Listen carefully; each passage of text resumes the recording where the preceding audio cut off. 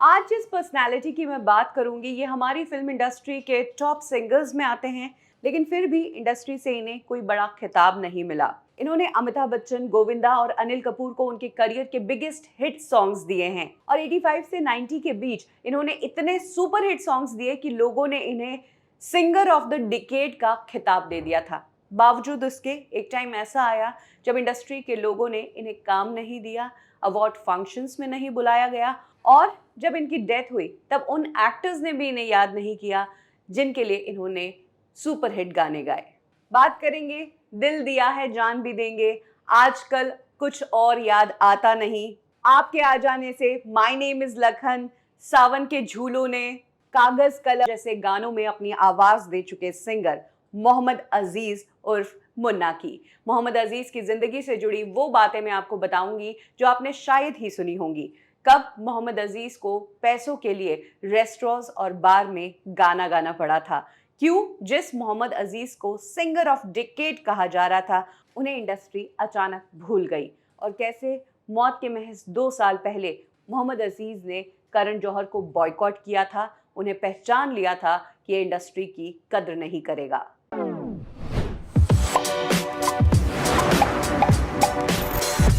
मोहम्मद अजीज कोलकाता के एक middle class family से आते हैं। बचपन से ही सिंगिंग का बहुत शौक था।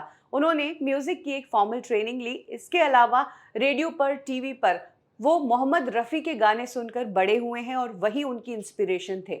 रफ़ी के ही गाने गाकर वो बड़े हुए हैं।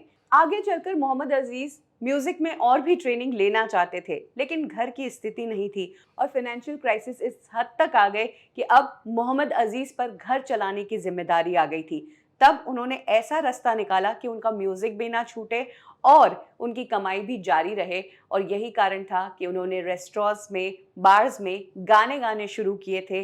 गालिब करके कोलकाता में एक रेस्टोरेंट था, वहाँ पर वो रेगुलर सिंगर थे जिसके उन्हें पैसे मिला करते थे। यहाँ से लोगों के बीच उनकी आवाज़ पॉपुलर हुई और उसके बाद स्टेट के इवेंट्स में और फंक्शंस में उन्हें बुलाया जाने लगा। मोहम्मद अजीज ने कोलकाता में अपना नाम बना लिया था, लेकिन कोलकाता में रहकर ही उन्हें ज़िंदगी नहीं गुजारनी थी। उन्हें तो मुंबई जाना था, जहां पर उनके मेंटोर यानी कि मोहम्मद रफ़ी गाना गाते थे। इसी बीच खबर आई कि मोहम्मद रफ़ी की डेथ हो गई है और उस दिन मोहम्मद अजीज बुरी तरह टूट गए। वो ये समझ नहीं पा रहे थे कि मोहम्मद रफ़ी नहीं तो वो करेंगे क्या। स्ट्रगल था, मेंटोर नहीं थे और साथ ही मन ये सपना था कि अब रेस्टोरेंट और बार में बहुत गा लिया और आगे चलकर मुझे टीवी और रेडियो पर गाना है, ये दौर मेरा कब शुरू होगा। तब मोहम्मद अजीज ने हिम्मत जुटाई और अपने परिवार से 2 साल का समय मांगा। कहा कि मैं मुंबई जाना चाहता हूँ, स्ट्रगल करूंगा और मेहनत करूंगा, काम मिला तो ठीक, नहीं तो 2 सालों बाद मैं फिर से आ जाऊंगा। कुछ पैसे जो उन्होंने इन शोज से कमाए थे, वो पैसे इकट्ठा किए हुए थे, वो पैसे लेकर वो मुंबई आ गए और यहाँ से शुरू हुआ असली स्ट्रगल। हिंदी फिल्म इंडस्ट्री एक ऐसी इंडस्ट्री है कि यहाँ पर टैलेंटेड लोगों को भी काम मिलने से पहले स्ट्रगल करना पड़ता है। ऐसा नहीं है कि आप टैलेंट हो और आपको काम मिल गया, स्ट्रगल सबको करना पड़ता है। मोहम्मद अजीज के पास आवाज़ थी, वो गाने गाते थे, लेकिन उन्हें भी अपना फेयर शेयर ऑफ स्ट्रगल्स मिला। वो स्टूडियोज के चक्कर लगाते, म्यूजिक कंपोजर्स उन्हें बिठाते, उनका गाना सुनते, गाने पे वाहवाही भी करते, लेकिन कहते कि फिर बुलाएंगे तुम्हें और आना, काम कोई नहीं देता था। हालांकि ये वो दौर था, तब एक कल्चर था कि लोग जब भी मुंबई में स्ट्रगल करने आते थे तो अपने साथ किसी बड़े आदमी का या इंडस्ट्री में कॉन्टैक्ट रखने वाले आदमी का लिखा हुआ रिकमेंडेशन का लेटर लेकर आते थे। अमिताभ बच्चन ने भी ऐसा किया था। मोहम्मद अजीज के पास भी एक कॉन्टैक्ट था। हिंदी फिल्म इंडस्ट्री में तब एक प्रोड्यूसर थे जिनका नाम था सलीम अख्तर। उनके बड़े भाई को मोहम्मद अजीज जानते थे और उनके बड़े भाई का रिकमेंडेशन लेटर लेकर ही मोहम्मद अजीज मुंबई आ गए। सलीम अख्तर ने उन्हें अपनी फिल्मों में गाना गवाने का मौका दिया, लेकिन वो गाने इतने सक्सेसफुल नहीं हुए। तभी फिल्म इंडस्ट्री में एक और म्यूजिक कंपोजर थे जो अपने पैर जमाने की कोशिश कर रहे थे, और तब सलीम अख्तर ने मोहम्मद अजीज को मिलवाया उस म्यूजिक कंपोजर से। वो म्यूजिक कंपोजर और कोई नहीं बल्कि अनु मलिक थे। मोहम्मद अजीज अब अनु मलिक के साथ असिस्टेंट के तौर पर काम करने लगे थे और अनु मलिक जो कुछ गाने बनाते उसका स्क्रैच वर्जन या फिर यूं कहो कि उसका डमी वर्जन वो गाते थे, ताकि जब बड़ा सिंगर गाने को गाने आए तो उसे पता चले कि किस सुर में गाना है, क्या फील है गाने का। इसी बीच अनु मलिक को बड़ा प्रोजेक्ट मिल गया। अमिताभ बच्चन की फिल्म मर्द का म्यूजिक अनु मलिक बना रहे थे। वैसे तो इस फिल्म के लिए वो किशोर कुमार को सिंगर के रूप में लेना चाहते थे, क्योंकि अमिताभ बच्चन के साथ किशोर कुमार की आवाज़ जमती थी। लेकिन तब किशोर कुमार और अमिताभ बच्चन में ईगो क्लैश चल रहा था। एक्चुअली शराबी फिल्म में अमिताभ बच्चन ने और किशोर कुमार ने जहां चार यार वाला गाना गाया था, और इस गाने के क्रेडिट्स में अमिताभ को बड़ा क्रेडिट मिला। अमिताभ के नाम के बाद किशोर कुमार का नाम लिखा गया। इससे किशोर कुमार गुस्सा थे। इसके अलावा किशोर कुमार एक फिल्म बना रहे थे, उसके लिए अमिताभ को गेस्ट अपीयरेंस के लिए बोला था, लेकिन अमिताभ तब पॉलिटिक्स कर रहे थे, टॉप के हीरो थे, उन्होंने किशोर कुमार की फिल्म नहीं की। इस बात से किशोर कुमार नाराज थे और उन्होंने अमिताभ की फिल्मों को बॉयकॉट करना शुरू कर दिया। और तब अनु मलिक के पास कोई ऑप्शन नहीं था, वो मोहम्मद रफ़ी जैसा कोई चाहते थे इंडस्ट्री में। अब मोहम्मद रफ़ी भी थे नहीं, किशोर कुमार गाना नहीं चाहते थे, अनु मलिक के पास ऑप्शन ही नहीं बचा था। तब जाकर उन्होंने मोहम्मद अजीज से मर्द फिल्म में गाना गवाया, मर्द टांगे वाला। मर्द टांगे वाला मैं हूँ, मर्द टांगे वाला। और बाकी के सॉन्ग्स गवाए शब्बीर कुमार से। मोहम्मद अजीज और शब्बीर कुमार दोनों की कॉमन बात ये थी कि दोनों ही मोहम्मद रफ़ी की तरह गाते थे।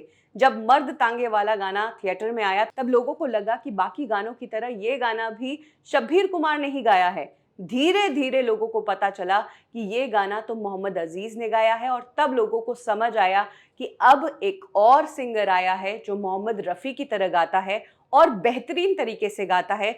लोगों ने कहा कि मोहम्मद अजीज शब्बीर कुमार से बेटर तरीके से मोहम्मद रफ़ी का संगीत गाते हैं। लेकिन मोहम्मद अजीज के लिए अभी रास्ता आसान नहीं था, क्योंकि वो मोहम्मद रफ़ी की तरह गाते थे। वैसे दो और सिंगर्स इंडस्ट्री में काम कर रहे थे, शब्बीर कुमार और अनवर। बात करें अनवर की, तो खुद मोहम्मद रफ़ी ने जब वो जिंदा थे तब कहा था कि अनवर जो है वो मेरा रिप्लेसमेंट बन सकता है। तो जितने भी प्रोड्यूसर्स को मोहम्मद रफ़ी की ज़रूरत होती थी, वो शब्बीर कुमार या फिर अनवर से गंवाते थे। इन दोनों ने आपस में साठगांठ भी इतनी कर ली कि दोनों हैप्पीली अपने सॉन्ग्स एक्सचेंज करते और मार्केट को दोनों ने मिलकर डोमिनेट किया था। और प्रोड्यूसर्स से मोहम्मद रफ़ी की तरह गाने के लिए बड़ा पैसा वसूलने लगे थे। और यही वो टाइम था जब मोहम्मद अजीज के लिए इंडस्ट्री में जगह बनी, क्योंकि ना उनकी कोई शर्तें थी, ना ही कोई नियम था, बस अच्छा गाना गाना चाहते थे और चांस चाहते थे। और यहाँ से मोहम्मद अजीज ने अपनी जगह बनानी शुरू कर दी। अब प्रोड्यूसर्स को जहाँ जहाँ रफ़ी की कमी लगती, वहाँ वहाँ वो मोहम्मद अजीज से गाना गवाते। 85 से लेकर 90 के बीच में मोहम्मद अजीज ने दिलीप कुमार साहब, राजेश खन्ना, अमिताभ बच्चन, गोविंदा, अनिल कपूर जैसे सुपरस्टार्स के लिए गाना गाया। लक्ष्मीकांत प्यारेलाल और बप्पी दा के साथ उन्होंने बहुत गाने गाए। इनफैक्ट सबसे ज़्यादा सॉन्ग्स उन्होंने लक्ष्मीकांत प्यारेलाल के साथ गाए। तकरीबन 250 सॉन्ग्स उन्होंने इस जोड़ी के साथ किए। और जब गोविंदा का गाना आया आपके आ जाने से, ये गाना इतना पॉपुलर हुआ और एक के बाद एक मोहम्मद अजीज जिन एक्टर्स को आवाज़ दे रहे थे उनके साथ उनकी आवाज़ सूट हो रही थी, गाने सुपर हिट हो रहे थे। तब लोगों ने कहना शुरू कर दिया था कि ये इस डिकेड के सबसे बड़े सिंगर है। लेकिन 90s आते आते मोहम्मद अजीज को काम मिलना बंद हो गया। उसके पीछे कारण रहा आमिर खान की फिल्म कयामत से कयामत तक।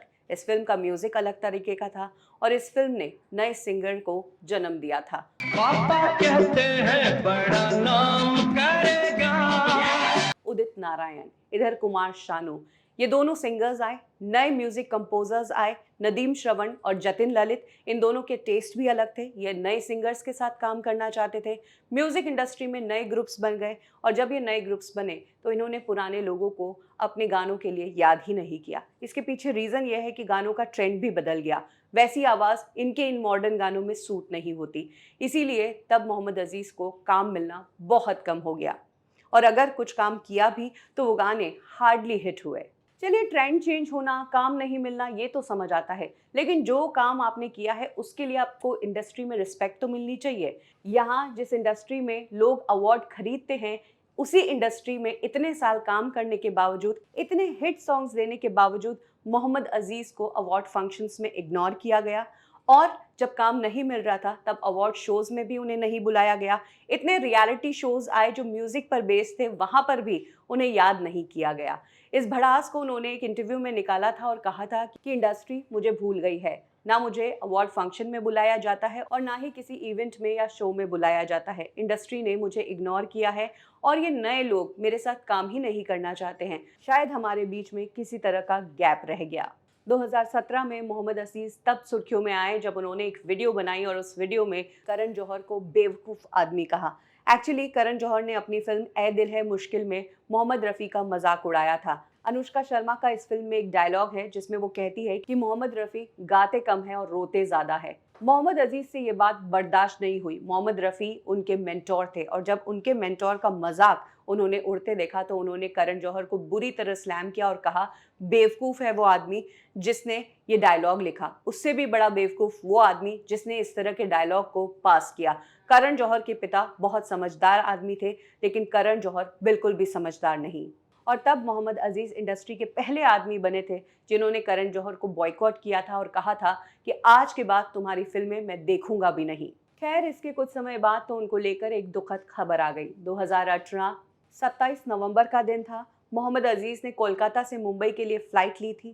फ़्लाइट से उतरे, वो एयरपोर्ट पर थे और टैक्सी लेकर अपने घर के लिए निकले, लेकिन उससे पहले ही बेहोश हो गए। मोहम्मद अजीज को तुरंत मुंबई के नानावती हॉस्पिटल ले जाया गया, जहां पर डॉक्टर्स ने उन्हें डेड डिक्लेयर कर दिया। उन्हें हार्ट अटैक आया था और इसी से 64 की एज में वो चल बसे। मोहम्मद अजीज ने जाने से पहले तो इंडस्ट्री ने उन्हें कितना दुख दिया ये बताया, लेकिन जाने के बाद भी उनके साथ बहुत बुरा हुआ। मोहम्मद अजीज की डेथ के बाद इंडस्ट्री के सो कॉल्ड सुपरस्टार्स, जिनके लिए उन्होंने बड़े बड़े गाने गाए, किसी ने भी उनके जाने के बाद एक ट्वीट तक नहीं किया। इसमें अमिताभ बच्चन का भी नाम शामिल है और ये देखना बेहद पेनफुल था कि जीते जी भी इस इंसान को क्रेडिट नहीं मिला और जाने के बाद भी क्रेडिट नहीं मिला। मोहम्मद अजीज़ अपनी गायकी अपनी बेटी के साथ छोड़ गए हैं। उनकी बेटी रीजनल फिल्म इंडस्ट्री में गाने गाती हैं और आज उनकी यादों के रूप में उनके वो सुपरहिट गाने हैं जिसमें उन्होंने अपनी आवाज़ दी है। मोहम्मद अजीज़ का कौन सा गाना आपका फेवरेट है? कमेंट सेक्शन में ज़रूर लिखें।